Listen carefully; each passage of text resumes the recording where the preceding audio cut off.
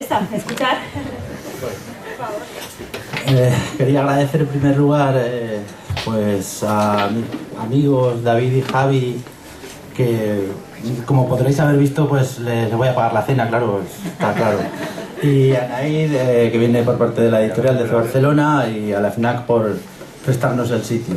He dicho en alguna parte que estaba ilusionado con esta presentación, casi tanto como un jubilado cuando espera una corrida de toros de Castilla-La Mancha, televisión, o como un jubilado también cuando espera un programa de copla en Canal Sur. Es verdad, es cierto, estaba ilusionado con esta presentación, y además también dije en algún sitio que iba a ser breve pero intensa, como una relación adolescente.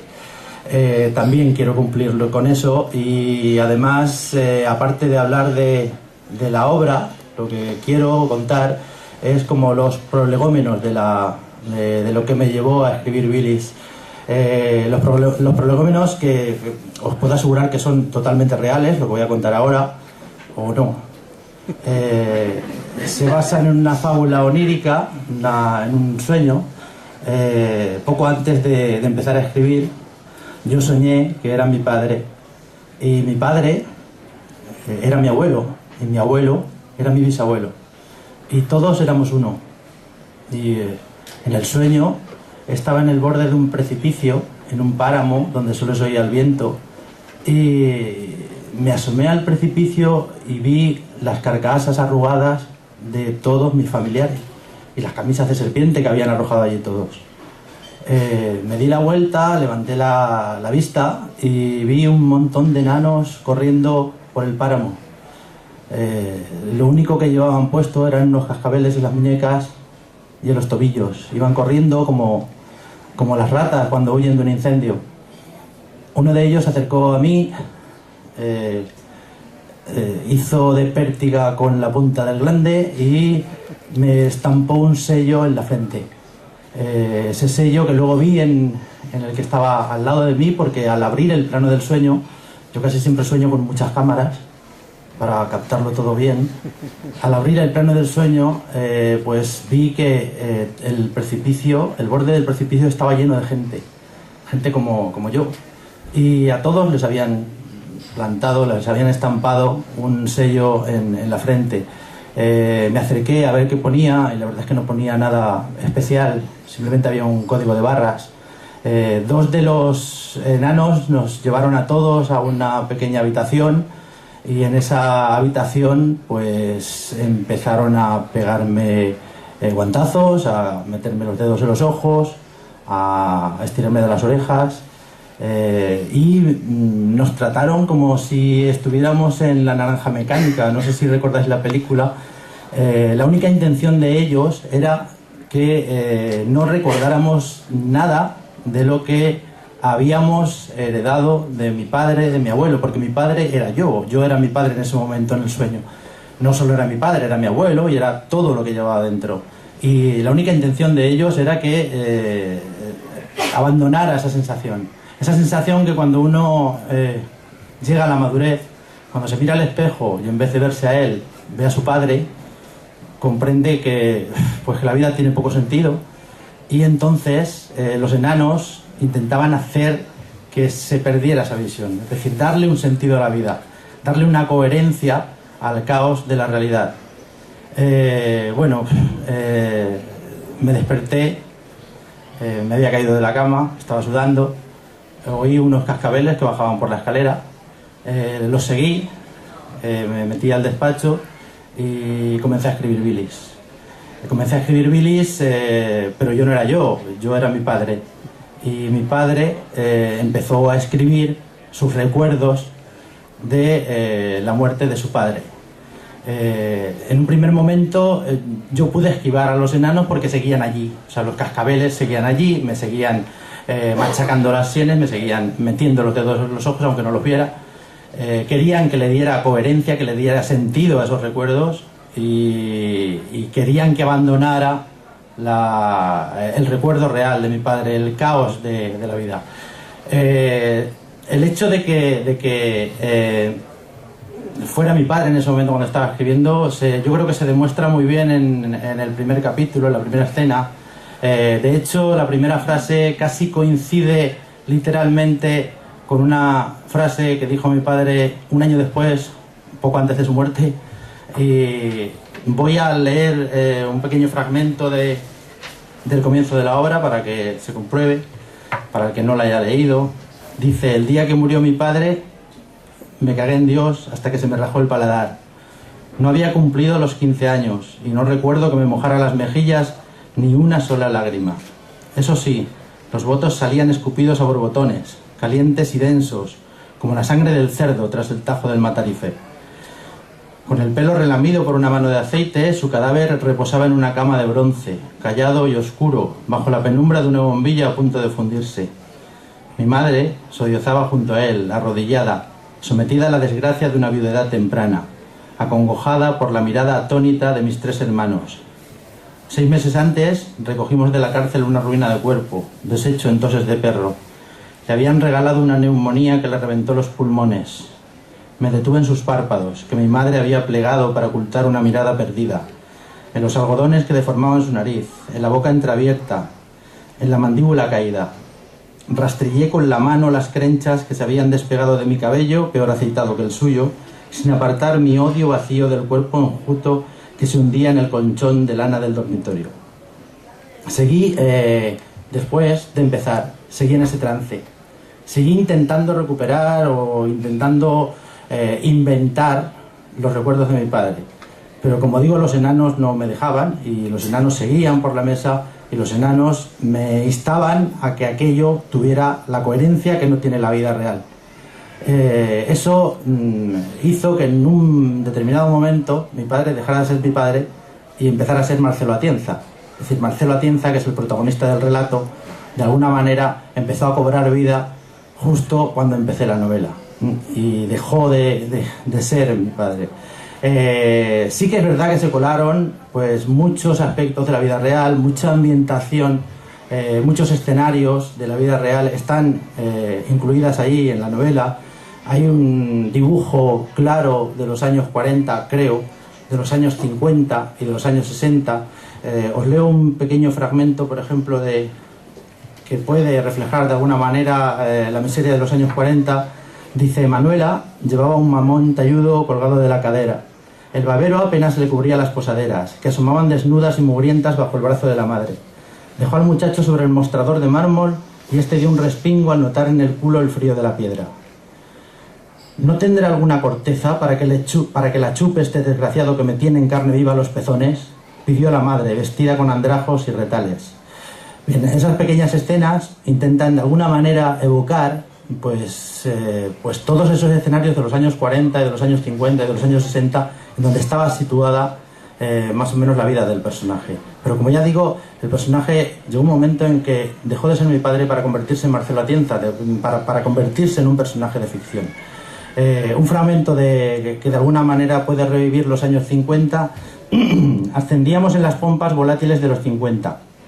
La comezón venérea nos desplazaba el entendimiento, junto con el vino y el aguardiente de patata. Poco había cambiado en la nueva década. En Nochevieja se declaró la ausencia de beneficios en el almacén. Los pajaritos muertos se seguían pagando un real y las muchachas seguían enganchadas del brazo como cuentas de rosario imposible de desgranar. Íbamos al baile los domingos, un salón encalado con aromas de corral de ovejas, en uno de cuyos muros se apretaban las muchachas, sentadas en sillas de anea, esperando que alguien les disparara en aquel paredón del compromiso.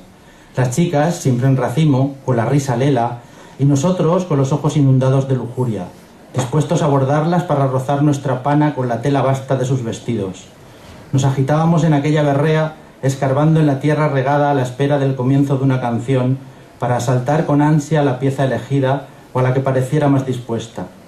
Algunas viejas, apostadas en el mismo muro, regaban con sus comentarios legañosos las acometidas de los machos. A veces se pasaba por allí el Tembleques, o don Jerónimo, el párroco, para vigilar la decencia del baile. Bien, este es un fragmento que también puede de alguna manera dibujar esos escenarios reales que sí que se han colado en la novela. Os leo otro que puede dibujar el de los años 60. La novela ocupa pues esas 3 décadas. Los tiempos estaban cambiando, la gente ya no pasaba tanta hambre y se apreciaba en el aspecto más saludable de los que planeaban los adoquines. Los automóviles no solo llenaban la capital, al volver también me los encontré rodando sobre las calles de Almente, y ya no los impulsaba el gasógeno. El Gran Hotel Berlín volvía a llamarse suizo. Se había remozado su fachada y por la noche lucía un neón azul que deslumbraba a los transeúntes. El arco de sillería que daba entrada a la calle Mayor se había derruido para dar acceso a la altura de los camiones. Lo que no había cambiado en absoluto era el aspecto de las chicas que paseaban como siempre por el cebo, para devolverme un extraño sosiego nostálgico. Tampoco había cambiado el azul cerrado de los desfiles, ni las rojas pupilas de Mario el Blanco, ni el negro riguroso del luto joven. Bien, estos escenarios que se incluyen como reales dentro de la novela, y de hecho pues mucha gente de la época que luego ha leído la novela y se identifica incluso con los escenarios del pueblo y todo lo demás, sí que de alguna manera es como un engaño a esos enanos que hacen que darle sentido a la narración. En la narración, Marcelo Atienza, el personaje protagonista, intenta lo mismo, exactamente lo mismo. Intenta recuperar la memoria de su padre, como ha dicho David, intenta recuperar la memoria de su padre, intenta recuperar todo lo que el silencio ha callado, y consigue muy poco. Y lo que consigue, lo consigue gracias a algo que tiene muy poco que ver con la realidad. Es decir, los testimonios que le vienen de un lado y de otro, y eso seguro que nos ha pasado a todos, de los que sí que comprobaron esa realidad, de los que sí que vieron esa realidad, realmente le llevan más a confusión que incluso sus propios sueños, sus propias imaginaciones y sus propias alucinaciones en donde incluso también ahí inventa a su propio padre. Es decir, todos de alguna manera yo creo que inventamos nuestros recuerdos, inventamos nuestro pasado, pero tienen poco que ver con lo que es realmente nuestro pasado y nuestra realidad. Hay un fragmento que también de alguna manera muestra esto, que es el momento en el que Marcelo Atienza está bebiendo absenta con su socio de la tienda, y las alucinaciones le hacen de alguna manera inventar, hacer legendario a su padre. No conoce apenas nada de él, entonces todos mitificamos lógicamente lo que queremos crear. Y dice: veo a mi padre hablando de la admiración de los parisienses ante el esplendor de Naná, mientras sorbo absenta de un medio cráneo desportillado. Se desliza el discurso de su admiración con una parsimonia densa, mastica las palabras, se atusa el pelo, y en el cuento de la carrera final, unas gotas de brillantina perlan sus sienes morenas. Ladea la cabeza para mirarme, pero no parece verme. Mi transparencia me pone nervioso. Intento agarrarlo de la manga. Quiero tirar de las solapas de su chaqueta, pero no consigo alcanzarlo. Sigue relatando la algarabía que había provocado el éxito de la yegua. El aceite sigue chorreando cada vez con mayor caudal por el rostro de mi padre. Detiene el discurso para enjugarse la brillantina con un pañuelo blanquísimo. Nos encontramos solos, él y yo. No se oye ningún ruido, ni siquiera hay nadie tras la barra. Su voz reverbera en la botillería empolvada y vuelve a mis oídos envuelta en un timbre cristalino que no recordaba. Tengo la sensación de haberme trasladado a los días en que yo no lo conocí, aquellos momentos sobre los que tantas leyendas había forjado. Leo sus labios con el placer de verle narrar el triunfo de Naná. Tantas veces había pasado sobre ese pasaje que casi lo recito a coro con la voz empastada de Melquiades. Transfigurado por la copiosidad del ungüento que le rezuma de la cabeza, sigo su letanía narrativa hasta que el uniforme de lona de un guardia civil se interpone entre nosotros. No puedo ver su rostro. Las cinchas acharoladas que le ciñen la guerrera chirrían hasta dañarme los oídos. Lo prende por los sobacos y lo saca a rastras de aquella sala luminosa que poco a poco se va apagando como una lámpara de gas agotada. Bien, esto es un fragmento también de un invento que el propio personaje hace de su propio padre. Es decir, es como la misma sensación que tenía yo a la hora de recuperar un pasado, o el pasado de mi padre, le pasa al propio protagonista también. Es decir, es como un juego de espejos. Esto pasa también, por ejemplo, con algún fragmento donde se recoge la realidad, donde se recoge algún aspecto real, algún cuento real, que sí que de alguna manera me contaron los testigos de la época. Tampoco tiene mucho significado dentro de la novela, es simplemente para darle o para intentar dar a entender que la novela no recrea solo los aspectos sórdidos, sino que también recoge algo de ese humor negro de la época. Es un fragmento en el que Silvina, una de los personajes de la novela, cuenta sus aventuras eróticas con su novio antes de casarse. Dice: aún éramos novios cuando a mi Pascual se le disparó una carabina que acababa de comprar para matar pájaros, con tan mala suerte que el balín le entró por un agujero de la nariz y le tocó la cabeza. Al día siguiente del accidente me llevó a su casa, en donde vivía con sus padres y sus 4 hermanos. Me metió en una habitación, me destrozó la ropa y me tiró sobre la cama. Tenía cara de ido, como si no fuera él. Yo no quise llevarle la contraria, porque me daba miedo. Estuvimos una semana en el dormitorio. Solo me dijo: hasta que no me canse de joder, no salimos de aquí.